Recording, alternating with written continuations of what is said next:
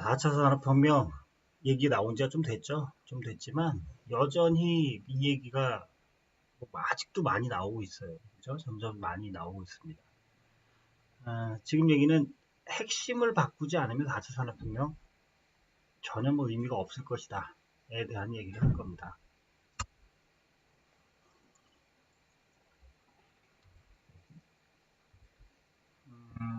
이게 골격은 4차 산업혁명의 이 모호함, 대체 이게 무슨 소리냐? 그랬을 때 그 안에서 이제 그 백본이 되는 가장 중요한 대목들 몇 가지를 짚어본 다음에 결국 그래서 어떻게 해야 될 거냐? 뭘 바꿔야 될 거냐? 성공하려면 세 가지를 뽑아보려고 합니다. 기술, 그 다음에 조직, 경영진이라는 세 가지 측면을 살펴보려고 합니다. 4차 산업혁명이라고 우리가 지금 아무런 의문도 없이 얘기하고 있습니다만은 과연 그게 이제 실제로 존재하느냐? 1, 2, 3차 이 단계를 구분하는 게 무슨 의미가 있겠습니까? 그다지 지나간 얘기들이 중요하지 않다고 생각합니다. 다만 이 세 가지를 묶어 생각을 해보면 200년 전 지금 비교해 봤을 때는 달라진 건 분명히 있습니다. 팔다리가 사람이 하던 팔다리의 노동이 자동화됐다. 그런데 지금 우리가 이제 4차 산업혁명이라는 단어 때문에 더더욱 이제 집중해서 생각하고 있는 부분은 머리가 달라진다. 머리가 자동화되는 거죠. 상당 부분 머리가 자동화되다 보니까 이제 자동화된 기계를 사람이 아니라 머리가 조작한다. 이게 이제 4차 산업혁명이다. 라고 생각을 할 수 있겠죠. 물론 이제 이 단어 자체, 4차냐 산업혁명이냐 이건 중요한 문제는 아닌 것 같고요. 인더스트리 4.0을 가지고 가도 뭐 그게 잘 설명되거나 그런 건 아니죠. 지금 얘기하는 걸 다 설명하기가 곤란합니다. 4차 산업혁명이라는 얘기를 우리가 이 단어를 얼마나 많이 쓰고 있는지를 한번 살펴보면요. 이게 이제 그 2017년자에 바짝 엄청나게 이제 그 사람들의 관심들이 많아졌었습니다. 구글 트렌드를 보고 확인을 쉽게 할 수가 있죠. 엄청나게 올라갔어요. 그런데 이게 2018년으로 오면서는 반전이 됩니다. 줄어들어요. 사람들이 별로 안 궁금한 거예요. 아무리 뒤져봐야 내용이 아무것도 없기 때문에. 그럼에도 불구하고 웃기는 건 뭐냐면 2016년도에 처음 사람들이 집중적으로 관심을 가졌을 때는 별로 건드리지도 못하던 신문 뉴스가 2017년 급격하게 증가하더니 2018년에도 지속적으로 증가를 해서 이게 역전이 되는 그런 모습으로 바뀌고 있습니다. 미디어가 점점 더 폭발적으로 4차 산업혁명이라는 제목을 단 기사를 쏟아내고 있다. 왜 그럴까요? 이유는 간단합니다. 다른 단어를 생각해내기가 머리 아프고 어려우니까 그냥 하나의 단어로 몰아서 가는 거죠. 결국 실체가 별로 없다는 얘기입니다. 내용은 없고 그냥 아무거나 4차 산업혁명이라고 묶어서 얘기를 하고 있는 거라고 생각이 되는 거죠. 대한민국에서 4차 산업혁명 현주소를 보십시다. 첫째, 아무도 무슨 뜻인지 모릅니다. 그냥 4차예요. 1, 2, 3, 4차. 삼겹살 먹었고 이제 4차로 노래방을 갑니다. 그 정도의 생각밖에 없어요. 그리고 슈바프 회장이 쓴 책, 그 책 한 권, 거기 나오는 기본적인 단어들 요약해서 앵무새처럼 누구나 외워서 그냥 떠들 뿐이에요. 뜻은 몰라요. 그런데도 불구하고 그러면 뭔가 말을 했으면 준비를 뭘 하고 있느냐? 아무것도 안 하는 건 아니죠. 4차 산업혁명을 들먹이면서 실제로 하고 있는 일들을 몇 가지 보면 서비스업 쪽에서 챗봇을 도입해서 콜센터를 자동화한다. 뭐 이런 것도 부분적으로 있어요. 그리고 공장에서 센서 데이터를 분석을 해야겠다. 이런 것들도 있습니다.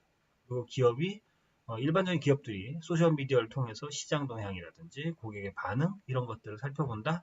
있다 이거죠. 문제는 뭐냐? 이게 잘못됐다는 게 아니라 소극적인 태도. 이게 본격적으로 들어가지 않고 이 발가락만 하나 담근 거죠. 관망입니다. 이게 분위기가 어떻게 되는지 보자 이거죠.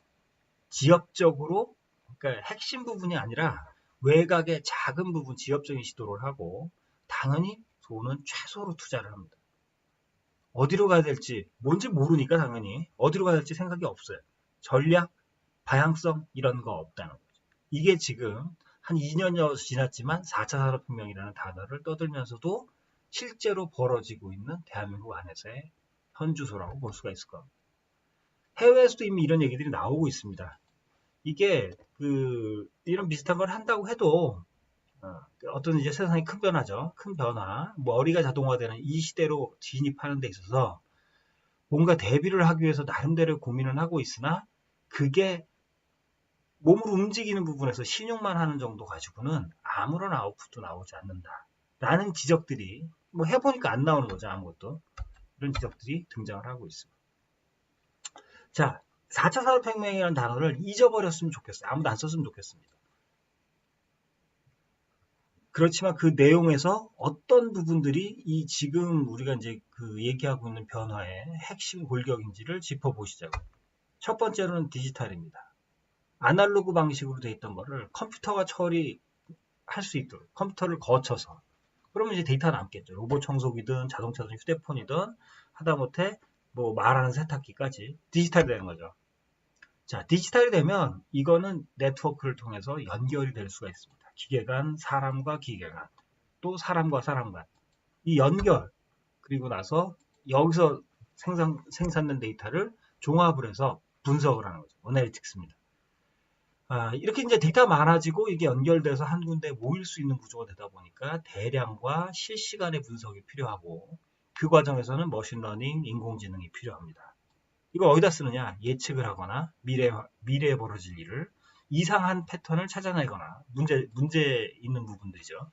또는 사람이나 상황, 한 사람 한 사람 또는 하나하나의 상황에 맞춰서 맞춤형으로 어떤 액션, 조치 또는 행동을 할 수 있게끔 해주는 거예요.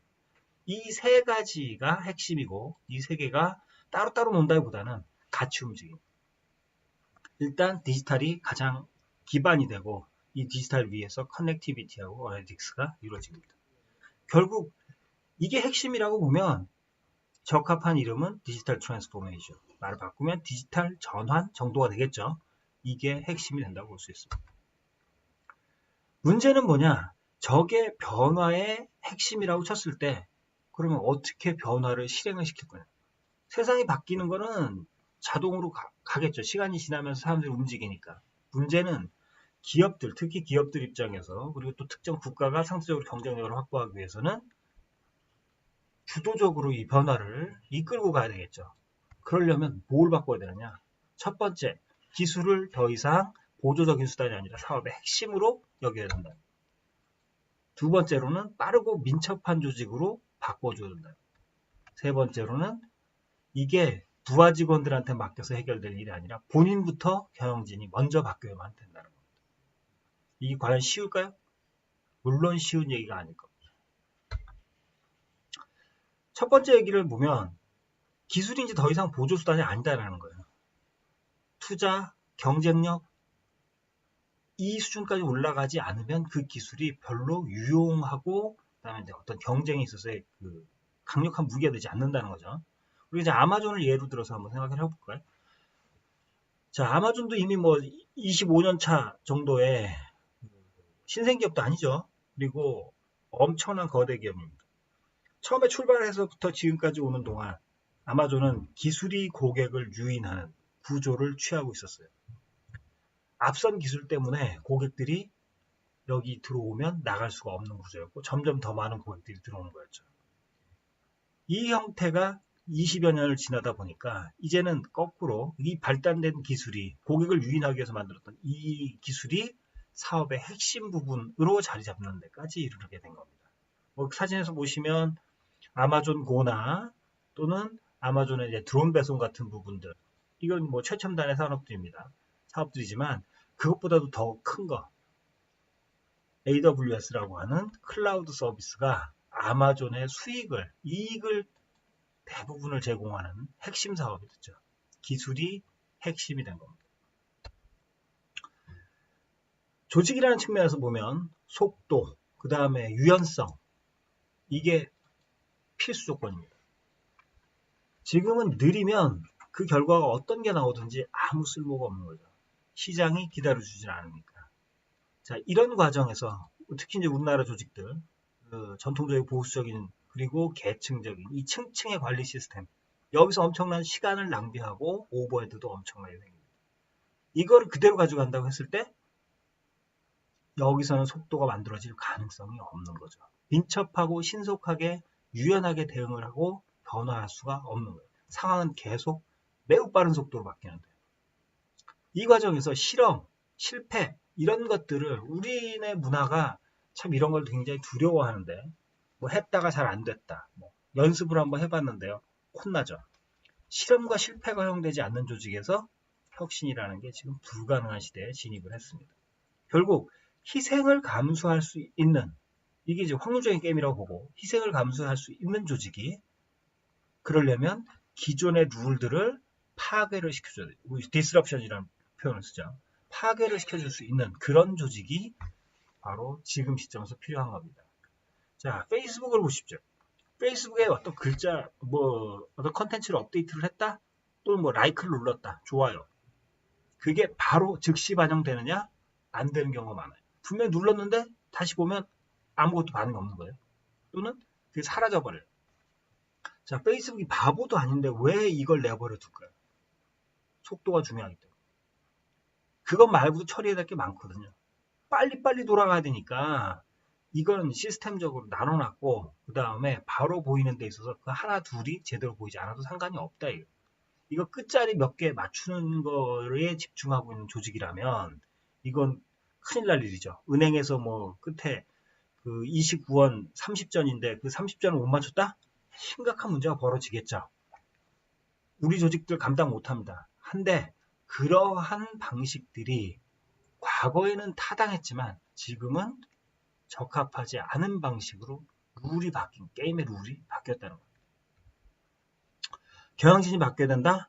이건 주구장창 얘기해왔던 겁니다. 경영진이 주도해야 된다라는 이제 표현이었죠. 경영진이 뭔가 좀 알고 잘 지시를 해라 이런 정도 또는 돈을 잘 대라 중요한 게 있다 이런 정도의 얘기였는데 지금은 얘기가 완전히 달라졌어요. 경영진이 기술과 새로운 업무 프로세스, 새로운 사업에 대해서 깊이 있는 이해를 가지고 본인 스스로가 뭘 알지 않으면 그려낼 수가 없는 상황입니다. 자, 이제 근래에 그 신문을 보니까 데이터 사이언스 기업이 되겠다고 이제 신용카드사 사장님이 한번 얘기하는 걸 봤어요. CEO였죠. 사장님인지 하여간. 그런데 만일 지금 시점에서 데이터 사이언스 기업이 되겠다라고 주장을 한다면 우리 회사가 그렇게 가겠다고 주장할 정도라면 그분부터 먼저 머신러닝 공부하고 파이썬 공부하고 학원 다니고 이래야지 정상인 거예요. 왜? 뭘 알아야지 그 데이터 사이언스 기업 되죠. 기업이 알아서 되나요? 이건 말은 맞는 것 같은데 누가 어느 회사의 사장님이 큰 회사의 사장님이라면 자기가 그 스타트업도 아닌데 자기가 무슨 머신러닝 공부하고 파이썬을 공부하고 하겠느냐라고 생각할 수 있겠죠. 그럴 수 있을 거예요. 근데 아무도 안 믿겠지만 최근에 이제 그 2018년도에 하버드 비즈니스 리뷰에 노키아 지금 망했다고 알려졌지만 지금도 회생 분위기죠. 되살아나는 분위기죠. 그 노키아의 CEO가 나부터 머신러닝을 공부하기로 했다. 나를 포함한 전 직원을 다 머신러닝을 공부시키기로 프로그램을 가동한다. 대체 왜 그러는 거야? 제정신이야? 이거를 지금 왜 노키아가 전 직원의 자기 CEO까지 포함시켜서 머신러닝을 공부를 시키려고 하는지를 하나의 아티클로 기사로 다뤘었습니다. 실제로 바뀐다는 거예요. 본인부터 한다는 거예요. 왜? 지금 완전히 다른 종류의 기술과 완전히 다른 종류의 업무 프로세스가 필요한 지금 시점에서 CEO가 스스로 자신부터 움직이지 않는다면 첫 번째로는 이게 아무리 좋은 방향을 제시한다고 해도 직원들이 따라주지 않을 거다. 흉내는 낼지 모르지만 진정으로 자기가 동참을 하려는 생각은 하지 않을 거다. 그것뿐만이 아닙니다. 지시를 제대로 할 수 있겠느냐? 또는 의사결정을 할 수 있겠느냐? CEO가 의사결정을 못해요. 노키아도 마찬가지입니다. 자기가 잘 모르겠어 할 수 없이 공부를 하려고 할 수밖에 없었다. 이런 게 바로 노키아 CEO의 의견이었어요. 우리가 그 제프 베조스나 마크 주커버그, 페이스북, 아마존의 CEO들을 보면 저 사람들 출발점에서부터 기술에 대해서 이해하고 자기가 가려고 했던 부분에 대해서 상당한 전문성을 가지고 있었던 사람들입니다. 그렇지 않다 그러면 지금 시대를 기업이 살아갈 수가 없는, 성장하고 발전하는 게 불가능한 거죠. 정리 삼아서 이제 하나 짚어보면요. 결국 뭘 바꿔야 되느냐? 제일 중요한 부분, 큰 덩치, 메인, 등뼈를 바꿔야 돼요. 레드오션을 바꿔야죠. 지금 여태까지만 한동안 블루오션을 찾아라, 블루오션을 찾아라 그랬어요. 블루오션? 거저 먹고 싶은 거죠. 그런데 그러려면 아무도 쳐다보지 않은 빈자리를 찾아야 되는데 아무리 찾아봐도 없다. 결국 뭡니까? 핵심. 기존 시장에서 핵심, 지역적으로 안 되고요. 가장 큰 덩어리. 그 부분에서 경쟁에서 압도적으로 승리를 하지 않으면 지금 살아남기 힘든 세상입니다. 핵심을 바꾸지 않으면 핵심을 바꿔야만 도전을 기회로 바꿀 수가 있는 거예요. 연습이나 구경 정도로 가지고 알아서 잘 될 수 있으면 좋겠지만 안 된다. 예를 하나 들어서 보면 리오틴토라는 회사는 여기 이제 광물 채취, 채광이죠. 이 채광을 하는 직원 한 5만 명 규모의 호주에 이제 본사가 있습니다. 근데 리오틴토라는 회사는 채광, 광물, 물론 이제 규모는 작지 않은 산업이죠. 그리고 이제 특수한 산업이지만, 자, 이 사람들이 머신러닝 어디서 쓰고 있느냐? 어디를 캐야지 금이 나올 거고 쇠가 나올 건지 그 채굴 지점을 찾는 용도로 리오틴토는 머신러닝을 활용하고 있습니다. 지리 정보를 종합적으로 활용을 해서 그 사방에서 수집을 해서 과학적으로 광물을 탐색합니다. 당연히 이 부분도 과거에는 사람의 감과 어떤 그분이 오셔야 된다. 이쪽에 이제 매진할 수밖에 없었고 경험, 오래 이걸 해왔던 사람들의 의존을 해왔었겠죠. 그렇지만 지금은 여기 제일 중요한 부분에 기술을 적용을 합니다. 교훈은 뭡니까? 본업의 핵심. 이게 블루오션이에요? 아니죠. 레드오션이에요. 레드오션을 기술로 새로운 방향으로 바꿔주는 거예요. 결국 전면전을 해야 승산이 있지 이게 외곽에서 잼만 던진다고 해서 해결될 문제가 아니라는 겁니다. 4차 산업혁명 결국 핵심 제일 중요한 부분 큰 덩어리 그 다음에 피를 흘리는 곳 레드오션에서 싸워서 이겨야만 되는 거고 그러기 위해서 디지털 기술을 활용해야 된다. 이 얘기들을 짚어봤습니다.